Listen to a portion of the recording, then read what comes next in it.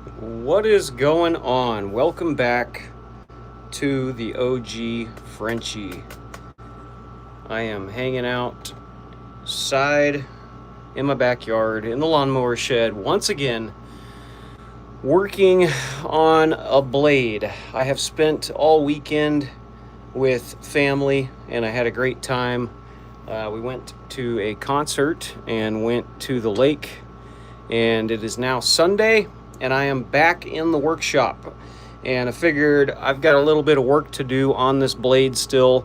The last couple of live streams, I threw the camera on while I was working on this thing and decided to go ahead and continue filming. So that's what we're doing. We're throwing some handle scales up on there. What's going on, Duck? Yo, my man, how are you, buddy? Duck Rabbit is 8 months long, Frenchy fan. Let's go. That's sweet. I really appreciate your support, brother. It means the world. And I think that is super cool that you are a member of the channel. Wicked sweet, no doubt. And for those who are just getting in here, we are working back on this blade. We got to make some progress on this thing today. And I'm going to be working on kind of messing around with the handle idea. So I decided to use some, I believe this is stabilized burl, maple burl. And although it doesn't look like much at the moment, it is a really pretty piece of wood. I've had some parts on here that I've gone through and sanded down, trying to get the profile of the handle down. And it's just really good looking stuff. So I'm excited to see this thing through. Normally on my knives, I don't go pin crazy. And what do I mean by pin crazy? Well, something like my personal EDC that I made. This is out of a metal file. You can see I've got 2 pins in this, one in the front, one in the back. And I guess this ain't a great example because it's a really small handle and not a whole lot of handle material to, keep on the blade. So a couple of pins for something like this is appropriate. But on some of my bigger knives, I've really only done 1 or 2 pins. I'll show you some more examples. So this one, I guess this isn't a great example either because this is a hidden tang. And so typically you're only going to get 1 pin with a hidden tang. Inside of the handle material here, there's more metal and it goes down to about here. And so I've just got this 1 pin holding it together. Let me get a better example, like perhaps this one right here. Here is a great example of not going pin crazy. So this is a large handle, meaning there's a lot of material to stay stuck to the tang. And especially this one because it's a tapered tang where it's a little thinner towards the back and it gets thicker. I've only got 2 pins in this. I got a plastic G10 style pin there and then a hollow tube for a pin back here. So I could have used more pins on this handle, in particular maybe a couple back here. As I was using and abusing this thing and testing it out, there was a little bit of some area in the wood that needed some super glue, just kind of a natural void. But on the back side, I actually did get some of this G10 to start to lift off and away from the tang a little bit. And so I went ahead and tried to super glue and clamp that back into place, and it seems to be working for the most part. But anyway, long story short, I have this blade that I'm working on, and you can see I've got quite a bit of pins in it. And instead of doing, 1, 2, 3, or 1, 2, I've decided to use smaller pins and kind of go around the border of the handle material. And my thinking there is, number one, just for something new, because I haven't really done that yet. And I'm always trying new stuff when it comes to knife making, and just thought it would be something different. But number two, just to see what it looks like. Hopefully it will look cool with all of these pins. I'm not sure. Let me know what you guys think. Do you guys make knives? Do you go pin crazy? Do you not go pin crazy? Let me know your thoughts on pins, because it is a great topic. What is up, Jordan? Thanks for saying hi, man. Much appreciated. We got 72 people in here. If you're in here and you can hear me, say hello. And yeah, we'll say hey back to you. Garage M7 from Brazil, represent, my dude. And then we got Lima Bean, full tang, nice. I don't like doing lots of pins. Yeah, I'm with you, Duck. I don't either. I really don't. I think it's natural to want to just do a couple here and there where needed. But, you know, I thought, why not? We're just going to do it and see how it goes. One of the guys that I watch on YouTube quite a bit, Elijah from Fire Creek Forge, he just made a really cool little blade. And it's a similar idea where it's a small handle, but he's got a lot of like pins around the border. And I just thought it looked really cool and thought, you know what, why not? Let's try that. So anyway, yeah, appreciate everybody in here saying hello. And if you're not already subscribed, hit the subscribe button. That will help me out a ton, and I will extremely appreciate it. You could do a 6-sack knife. You could do a 6-sack knife. Okay, I like that idea. Keter Flores. And we got Marcus saying hey in there. Can you make a Riddick knife? I'm not sure what I know that is, but I bet you I could try. This is a blade that somebody from my work said, hey, I've got a cool profile and I want you to try to make a blade. So I told him I kind of made knives as a hobby, and this is the drawing that he gave me. And so that's what we're trying to make. And I haven't made a whole lot of progress on it lately. I've spent quite a bit of time this weekend hanging out with family and stuff. But we're back in the shed and we got some work to do. So where are we at with that? So I've got the handle scales pretty much made, in a sense that I took some liners and glued this maple burl to the liners and got them roughly shaped out. The other thing to think about too in this particular build, so this knife is a extremely low layer Damascus. I want to say it's got somewhere in the ballpark of 10 to 20 layers. I don't really know because I can't remember. But that being said, I want to try and do all the etching before I glue on the scales. And so that's something to think about. If we were using some sort of a synthetic material like G10 or micarta, or I mean, even though this is stabilized, I still am hesitant to try to etch it. I want to try to avoid sticking any other types of material into acid if I can help it. So with all that being said, I want to try and etch this blade and get it, finished out before I glue it up. I'm going to do most of the handle shaping probably after it's been glued up, but I do want to at least get the material back to the profile and make an attempt at least at, trying to get it close to the profile.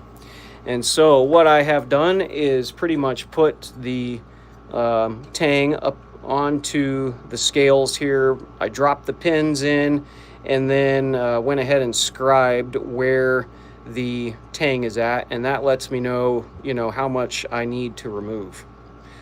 So now we know where to grind this extra material off of. I've already got this side pretty much there for the most part. We still have a little bit left to go on this side. Keter Flores, you could do a 6-sack knife. Yes, Orange Scribe. Jerry Pruitt said hi. Thanks, Jerry. Appreciate it. And Keter says, I always subscribe. Let's go, my man. Appreciate it, dude. That is just too cool. And for those of you who are in here or just passing through, hit that subscribe button, hang out with us, or hit the subscribe button and keep scrolling. Doesn't make a bit of difference to me. I hope you guys are enjoying your weekend. Hopefully, you still have today left to hang out and chill. And yeah, I've got at least another few hours to hang out and do what I want to do before I got to get back to the Sunday chores that I normally do. So anyway, we're going to just keep the camera rolling. I'm going to work a little bit. I'll probably stop and say hey. So if you guys have any questions or comments, just put them down there and I'll try to get to each and every one of you. What is up, Malcolm? Thanks for saying hey, man. Appreciate that. So here we are. We got the line scribed. I've been going back and forth in between the 2x72 and the 2x42 over here. So I'm kind of hesitant to move my camera around too much because I got crappy Wi-Fi. And if I start to cut out in either video or audio, just bear with me. It's typically pretty brief, and my internet's just crummy back here. You should see this sick setup that I got, though. I've got my phone on a little tripod with one of these deals because I have whatever it's called, the pop socket. And then I've got a little power bank pretty much taped to the tripod. So there you go, because my phone is pretty low battery right now, and I figured, you know what, I don't feel like waiting for it to charge up. We'll just throw a power bank on it and get at it. Duck says, I'm still here just scrolling Facebook Marketplace. That's fun, man. I like to do that as well. And most of the times when I get on Marketplace, you can tell that my searches influence the results because I see a lot of tools, a lot of blacksmith stuff, anvils, all kinds of different stuff kind of geared towards knife making. But you can find lots of cool stuff on Marketplace, no doubt. You know, there's nothing wrong with getting a used tool. As long as it works, it could save you some money. So anyway, that's what we doing. What you making, sir? Wyatt says. Wyatt, I am making a blade for some dude at work. So here is our hunk of metal, and it's kind of an interesting design.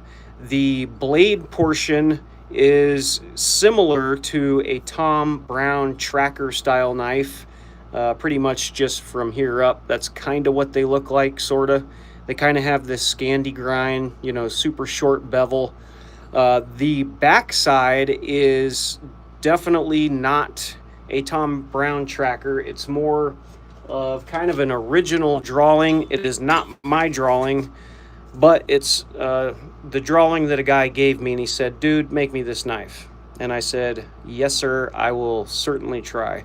So that's kind of what we're after, this, you know, profile here. And he did really good with his drawing. He gave me a side view like this, and then he also redrew the knife at, you know, like looking at this angle, to let me know kind of where the handle was supposed to be contoured and stuff. So he definitely knows what he wants, and I've got to try to get it as close as I can to that. Let's see. You do a lot of knives. My favorite blade design is a kukri. Dude, I'm with you, man. That may be my top 3, no doubt. There is nothing sexier than a drop point recurve knife, and I've done a lot of them. In fact, I just got done probably right before you came in here showing this kukri. We were talking about the handle and the handle scales and some of the trials and tribulations of knife making when you first get into it. This is definitely a knife that I learned a lot about. But this is a farrier's rasp, I believe, and just hand forged this thing out, and it is a beast. This thing whacked through quite a bit of stuff. I have a video out on my page of trying to cut lots of different stuff with it. Some, you know, wood, water bottles, a soda can, a terracotta pot. I tried chopping a nail with it. I took it out in the woods and just basically tried to destroy it. And minus a little bit of like deformation right up here from the terracotta pot, it withstood pretty well. So yeah, definitely a cool blade. But yes, I would agree with you. A really cool profile, no doubt. I'm into, different funky kind of blades. I feel like most of the ones I make are, unique in a sense. I was just showing this little guy earlier. This is my everyday carry blade, and it's made out of a metal file. So nothing fancy with this, but something like this is just perfect to have in your pocket. You can grip it multiple ways. It's sharper than can be. And what's cool about something like this is, even though this knife I've used for probably, I want to say 2 or 3 months now since I have put an edge back on it. And is it hair popping sharp? Not really anymore, but this thing just will continue to cut. This thing is a cutter. So the bevel just holds up really well. You can see actually up here, I've got one little nick in it, and that was from a piece of metal strapping at work. I was trying to cut something and I ended up whacking this metal strapping and it chipped out there. So, it is what it is. I didn't heat treat this blade. I only tempered it. And so I'm pretty sure it was good and hard prior to tempering it. But maybe I didn't temper it, quite enough. But on the package, an edge super well, but just a, and I'm reconnecting. Cool. Hopefully I didn't just lose you guys. It's a cool little knife. Thanks, man. Appreciate it. And what's up, Chevy guy? How are you, dude? Hopefully you guys can hear me and see me. I just got a message on here that said it was reconnecting, so I must be in a cruddy spot in the lawnmower shed. So hopefully it will reconnect and will be golden.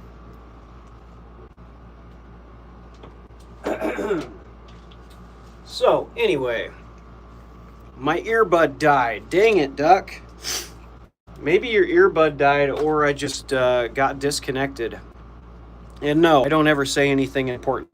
Can you hear me? Can you see me? Can you? Are we back on the internets? 2Time says hiya. Well, hiya back to you, 2Time. Thanks for saying hello. We got 58 people up in here. That is awesome. Really appreciate you guys hanging out and coming along for the ride. Ray says it's in and out. Okay, Ray, thank you, my man. I appreciate that. See, I don't know until somebody tells me. And we don't want to be in and out. We want to be in and not out. Okay. You're choppy, but you're live. Okay, so, see, I appreciate that. What about now? I've moved you closer to the door, and I've opened the door. Sometimes I feel like that helps when I open the door. It's these dadgum barn doors. Sometimes they're just, they get in the way, I think. Ray says, yeah, it's better. Right on. Really appreciate it. All right, so that seems to be the money right there. So we found our spot, and we better not move from this spot. So there we go. Now we know what we're doing. We're pointed at our work over here, and we're going to have to get at it here in a minute. Might also open up these curtains back here. That might help the Wi-Fi signal. Give me 1 second.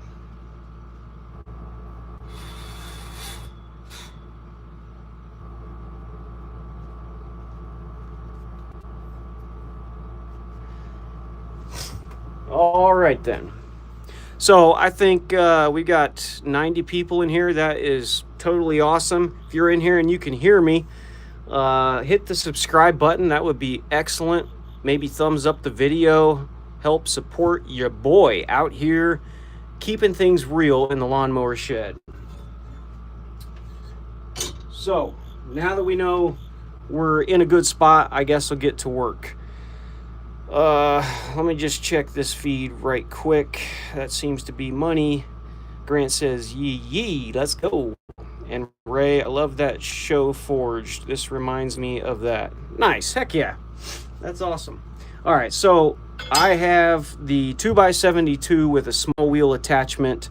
This is the house-made Generation 5 Revolution grinder, and they happen to be the ones who are sponsoring my channel, which is, by the way, incredibly cool. I am pretty much a nobody, you know. I'm just an average dude. I work a 9 to 5. I've got a wife and 3 kids. I'm nobody special. I'm not, you know, all that talented. I just have a hobby. It's knife making, and I love to do it. I'm not the best knife maker ever, but I do enjoy doing it. And for somebody like me to have a cool company like Housemade sponsor me is just awesome. It really is. Brian and Sarah, I got to talk with them through email quite a bit when we first were connecting, and they both seem like really cool people. They sent me this small wheel attachment and said, hey, we're going to send this to you.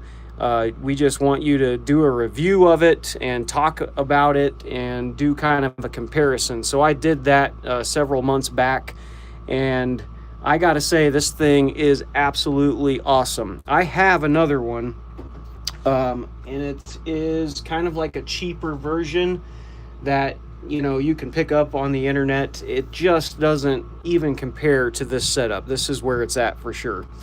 So if you guys make knives, if you have a 2x72 but you don't have a small wheel attachment, do yourselves a favor, go over to Housemade and pick this dude up, because it is killer. The little deflection wheel here is awesome because you get this super nice tight radius around here.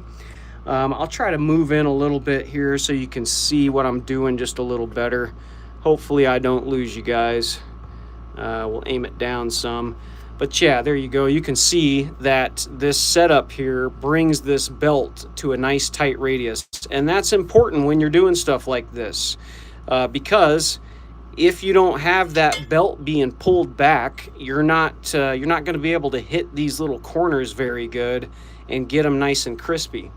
And that's important on stuff like this. Here is the other small wheel attachment that I have, and the problem with this is that the belt comes down, it goes around, and then it shoots straight up this way.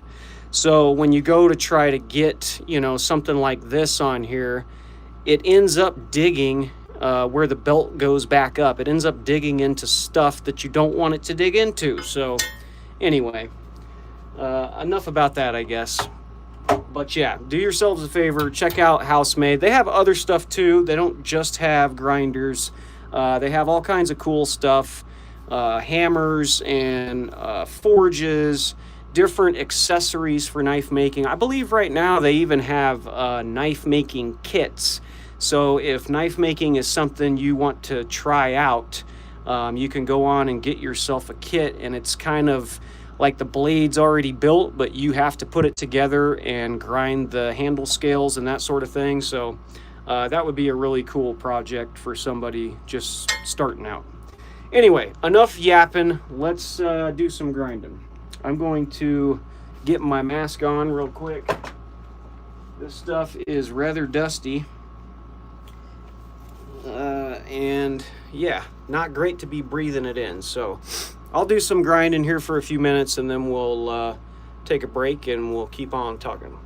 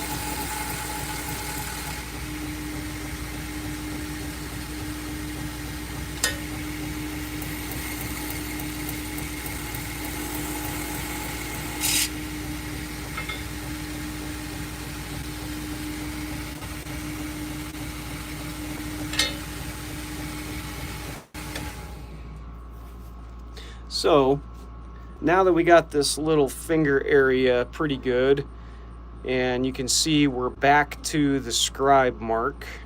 Might have a little tiny bit right here still to get. I might touch that up. But after that, we're going to flip it around and we're going to go work on the 2x42 that's right behind me, because right now I have the flat platen hooked up to that. And although it's not the best for the inside curves, I can kind of show you how to work around that. I also have a contact wheel that's about the right size for this, which we'll get to. But yeah, we'll let me hit this little area right here and then we'll jump over to that. Yeah, this is a really good way to do this too, by the way, is just throwing your blade on the opposite side or the inside of your scales. Typically you're going to have a liner, not always, but the liners, especially the G10, they scribe really well. And you can use anything really, a scribing pin or a nail, a tack, just anything sharp that's going to make that line for you to be able to see where you're supposed to be grinding. That definitely helps out a bunch.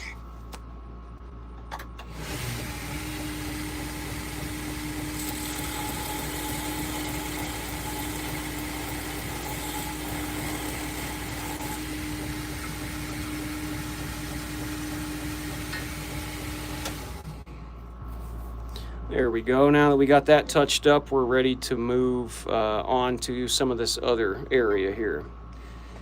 Now, I could pretty easily just take this off and put on the next thing, and sometimes I do that, but I also like to use the Grizzly from time to time, and the main reason for that is because I still have a ton of good belts for this machine. And I really just want to use them up because a lot of them are good. These belts here are wicked good for wood. I wish I remember the brand. Let's see. Actually, I do think I've got a box for them somewhere. Let me see if I can find it.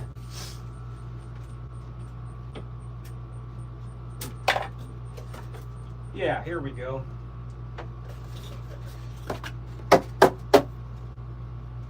So here is the brand of these belts, and I want to say I got these on Amazon. Sun Gold abrasives, and they are aluminum oxide J-weight cloth, and then you get 60 on up to 400. And I don't know what it is. Normally aluminum oxide isn't the best, but these belts have lasted quite a while. And what's cool about the J weight is that they're flexible. So in certain situations that will be really handy if you want to hang the belt over the side of the platen.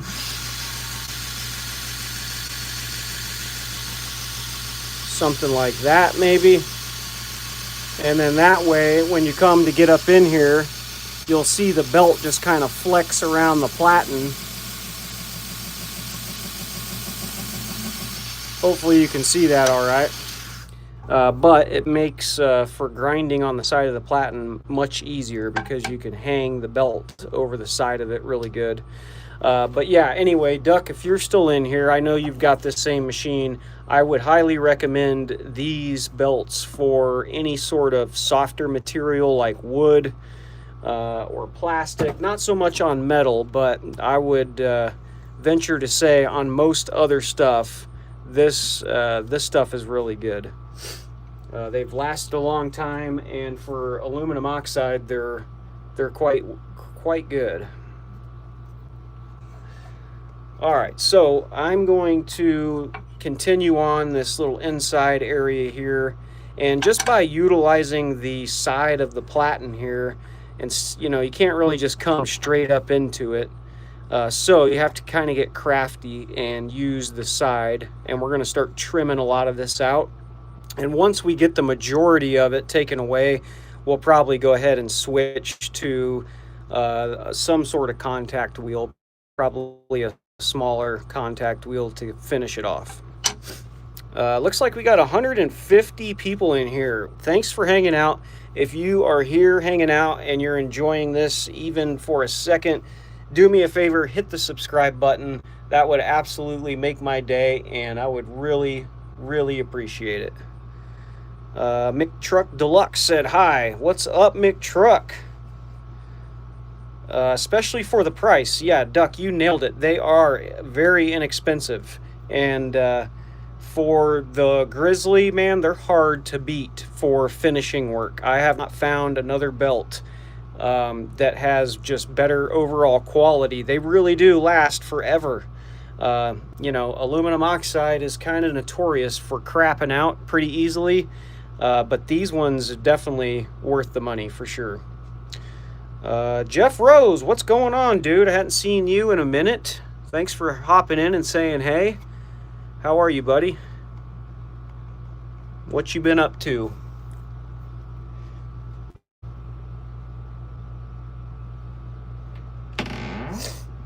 Hopefully you've been doing something fun. I am going to get back at it. Y'all say something in the comments. If you got any questions, let me know, and I'll be back talking here in a few minutes.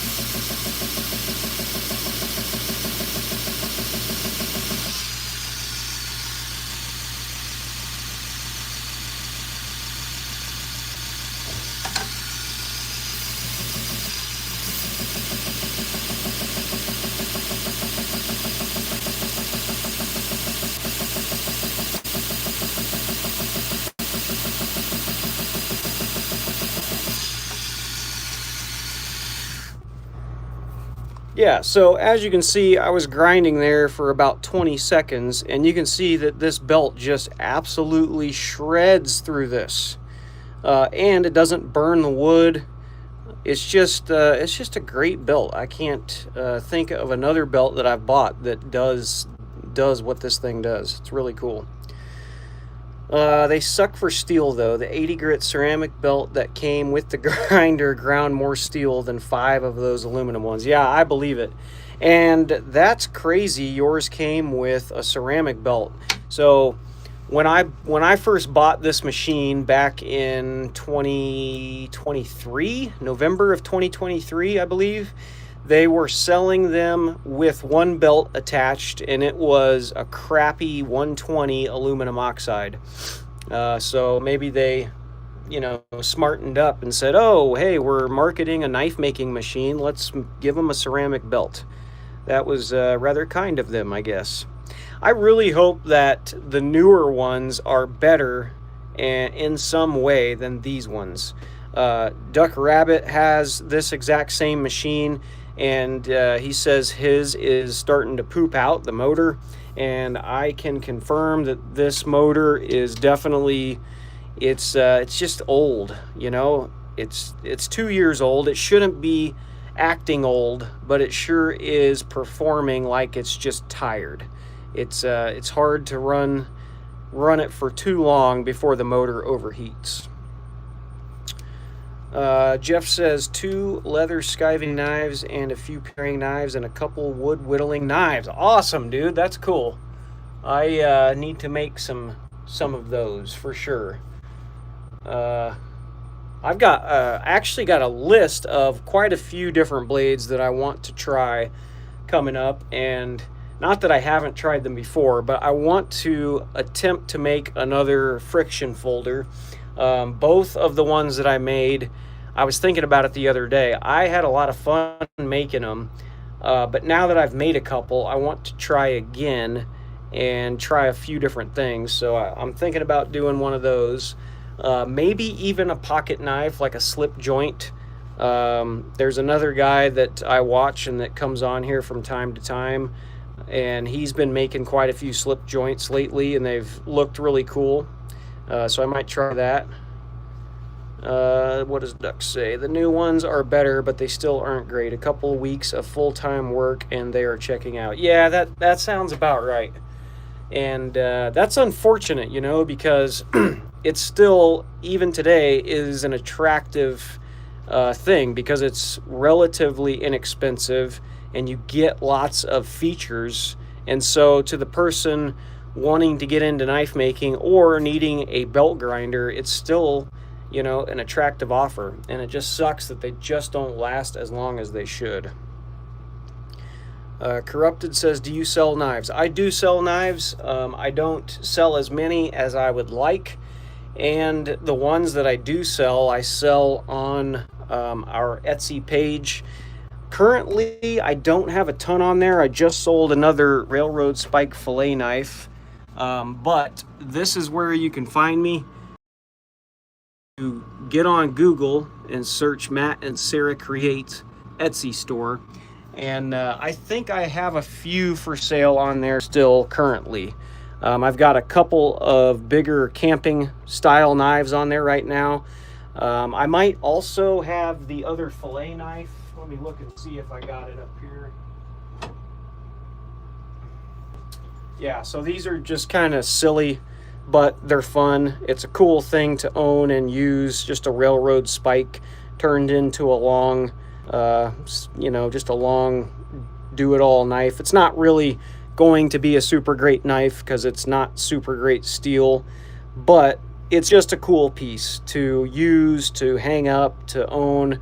I just got through shipping off one of these to somebody who bought one a couple days back, and they're lots of fun to make, that's for sure, and they're fun to use. And even though they don't stay you know, super sharp for long, they do get sharp and you can sharpen them. This one's relatively good. You know, it's not going to be the best cutter ever, but you can make knives out of them. And it's a great place to start if you're first getting into making knives. This is just a fun project. Michael, what's up, man? Good to see you, dude. Thanks for hopping on and saying hey. You have gotten super good with your bladed stuff. Thanks, Jeff. Appreciate it, man. That is awesome.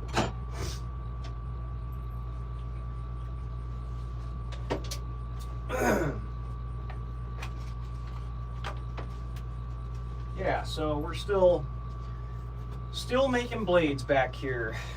I just finished one up not too long ago. This is just like a EDC out of a metal file. It's kind of a weird profile because it's similar to my everyday carry one, just a lot longer of a blade. So it's kind of the same idea, you know, just something for your pocket, except the actual blade is rather large. And this one's cool because it's got a hollow grind on it, and it is just sharper than can be. This thing is wicked sharp. But it's got some cool details on it. You can see the file marks up here for your thumb, so you get kind of some traction there. And then it's got spalted ash, I believe, that I dyed and stabilized. And this particular wood I actually got from a guy, and that same guy is this dude, the guy that I'm making the knife for. So what comes around goes around. He's like, hey man, I got some cool pieces of wood and I'll just give them to you. I was like, sweet. And so once he gave them to me, I was telling him about how I was going to use them for knife making, and that's kind of what started this whole deal of, hey, can you make me a blade? So anyway, that's what we're doing. Let me turn this real quick.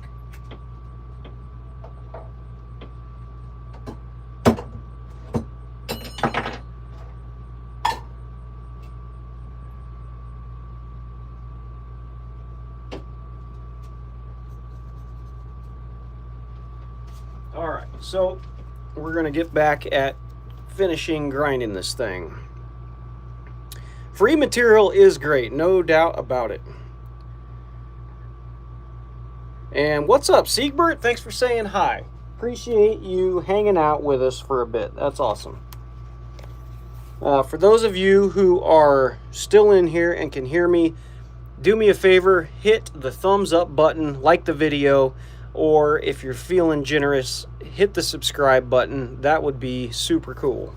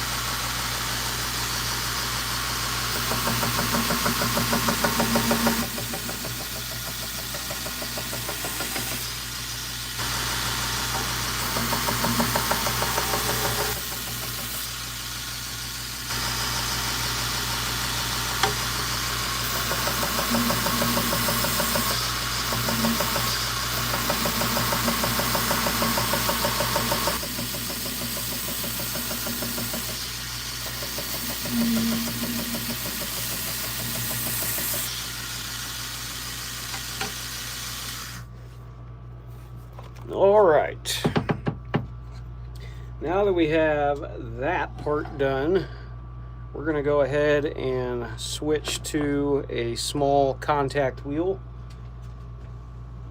and we'll finish getting some of this inside curve real quick.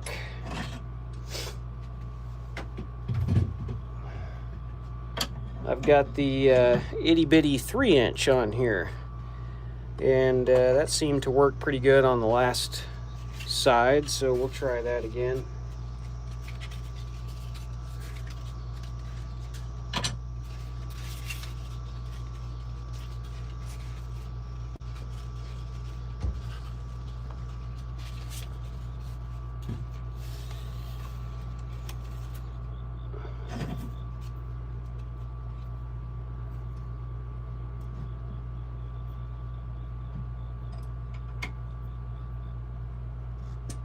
All right.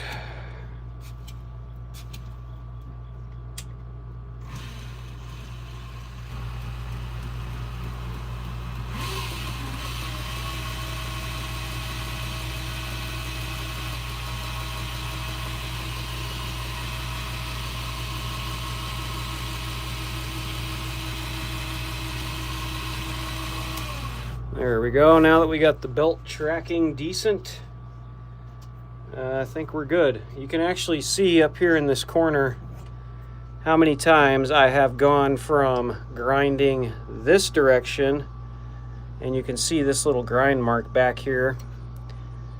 Zoom! And that's just from being too far back against the wall. So got to remember to pull it out some. I'm kind of limited in my space out here. And yeah, before I know it, I'm going to grind down my lawnmower shed if I'm not careful. Let's see, whatever y'all's is saying. What was that thing you used to clean the belt? That is a giant piece of rubber. It is a belt eraser, and I'm pretty sure that's all it is just kind of like this rubber material, and it helps to get in and just remove some of the clogged up crap on the belt, and it just freshens up the belt. They're definitely cool, and yes, it definitely does help cut the material better, no doubt. But yeah, pretty much just like a giant pencil eraser for the most part. And they work pretty good.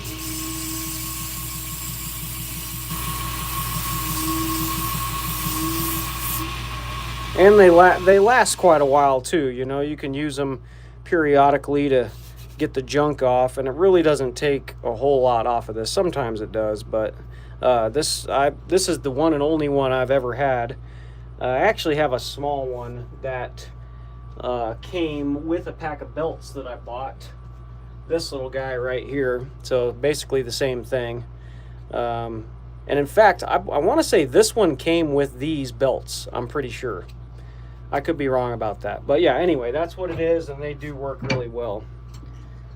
So now that we know we're tracking decent and we're not grinding the lawnmower shed down, let's see if we can get you guys a little bit better angle here. That might be a little too close. That's the problem with doing the live stream, is that it just doesn't focus very well up close. All right, there we go. So now you should be able to see kind of what I'm seeing here. What's up, buddy? I'm doing some grinding right now, so it's going to get really dusty. You going to put your shirt over your nose? Oh, bro, can I call you in here in a little bit when we finish doing this? Is that cool? Okay, well maybe you can come over here so you don't get dust in your eyes too, okay? Yeah, that'll work.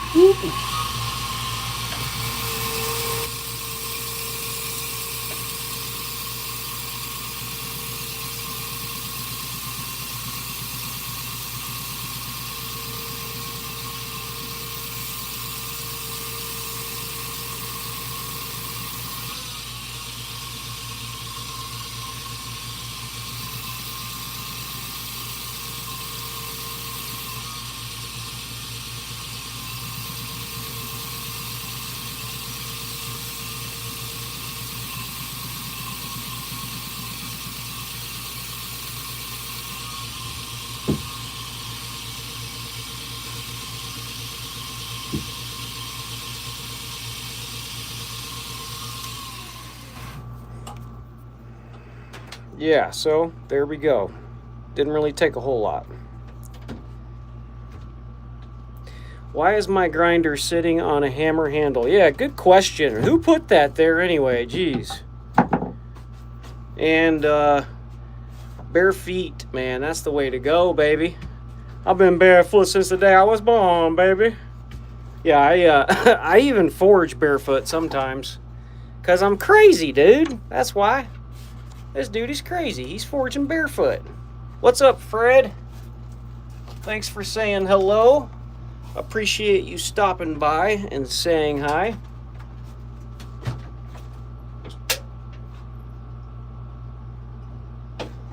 So now that we have that kind of done, for the most part. We're getting close anyway. Probably go ahead and just check some of this stuff out, make sure that we're still sitting close to where we need to be. This isn't India, bro. Get yourself some boots. I like it. What's up, Little River? How are you, man? You've been knocking out some stuff, man. Some slip joints. I've been seeing all those you've been putting out. Pretty cool, no doubt. Definitely like your work. Looking pretty sweet. So, yeah, now we're just going to put it over here and make sure that we are sitting where we want to sit. And I think that we are, for the most part. It would appear to be so, anyway. Yeah, that's pretty well right on point there. But, yeah, you can kind of see the idea here, at least on this side. So we've got a little bit of handle material kind of swooping down. And so that way when you go to hold this thing, you either have these little cuts in the blade, or you can put your thumb here, I guess.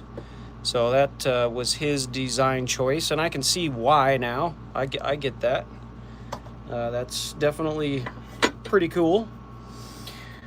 Sorry I'm in late. I was hand sanding a chef. Nice. Thanks, man. They are a good time. Aggravating but fun. Yeah, I was just telling these people in here that I'm gonna try to get back into making some more blades. I haven't made a slip joint before, but I have made a couple of friction folders, and those were tons of fun.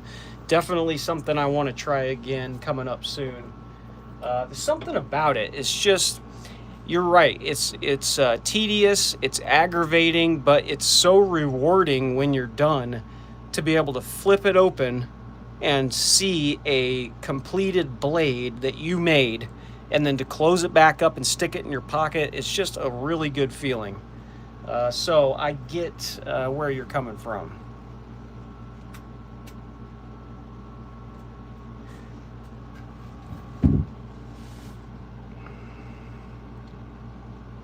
Dude, appreciate that. Really do.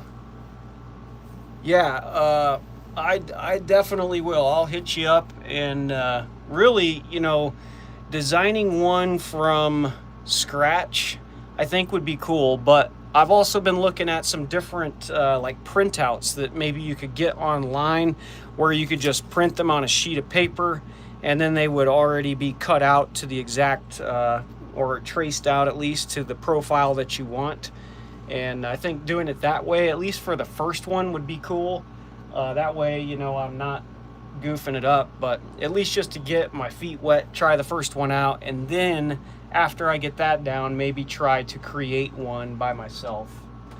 I think it would be cool. But the mechanism itself, I understand it at least, right? So something like this. And we've got the tab on the top here that then locks into place. And this particular one has the release back here. So definitely a cool design. Old and classic, tried and true. But yeah, definitely something worth making. That's the thing about making knives, at least in my mind, is making knives is a lot of fun. But having something like this, you know, that requires a commitment to carry and use with you. Making something like this is probably not something you're going to carry and use with you. It's a lot of fun making it. It's a lot of fun using it, but it's just not very practical. So eventually I want to get into making more knives that are more practical, that you could actually use.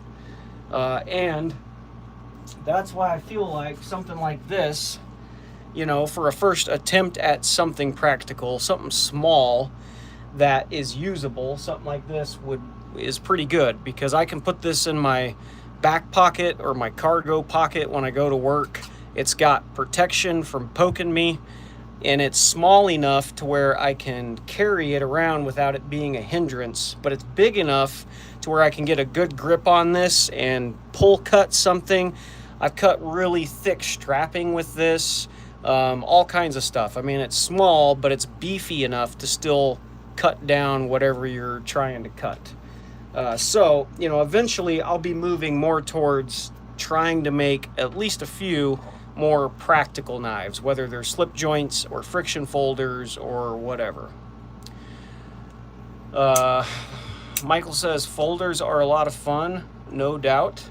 I made my first locking folder in a Spanish style. I think you might have shown me some pictures of some of the blades you made, and I do remember them being really cool.